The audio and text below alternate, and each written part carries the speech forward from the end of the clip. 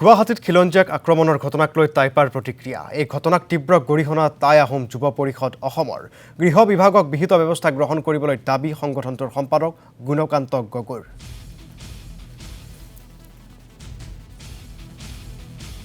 আজি অসমৰ ৰাজধানী গুৱাহাটীৰ মাজমজিয়াত যি এক ঘটনা সংঘটিত হ'ল, এই ঘটনাটিক আমি পোনপ্ৰথমে টাই আহোম যুৱ পৰিষদ অসম কেন্দ্ৰীয় সমিতিৰ তৰফৰ পৰা তীব্ৰভাৱে গৰিহণা জনাইছোঁ, ধিক্কাৰ দিছোঁ।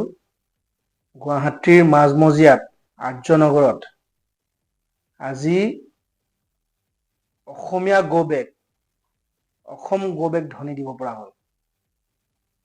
অসমৰ ৰাজধানীত থলুৱা অসমীয়া লোকক অনা অসমীয়া লোকে গুৰকৈ পিটিব পৰা হ'ল।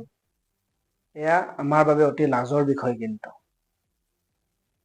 আজি আমি প্ৰতিজন লোকেই মনত দুখ পাইছোঁ আৰু আমি ক্ষোভিত হৈ আছোঁ। কিন্তু পোনপ্ৰথমেই এই ঘটনাটোৰ লগত যিসকল কালপ্ৰিট জড়িত হৈ আছিলে, প্ৰতিজন কালপ্ৰিটক আমি অতি শীঘ্ৰে কৰায়ত্ব কৰি তেওঁলোকৰ ওপৰত বিহিত ব্যৱস্থা ল'বলৈ অসমৰ গৃহ বিভাগক আমি আহ্বান জনাইছোঁ যে এই কালপ্ৰিটকেইটাই অসমীয়া গৌবেগ ক'বলৈ সাহস কৰিলে, যিকেইজন কালপ্ৰিটে অসমীয়া এজন লোকক ৰাস্তাত বগৰাই পিটিবলৈ সাহস কৰিলে, সেই লোককেইজনক অতি শীঘ্ৰে বিহিত ব্যৱস্থা ল'ব লাগিব।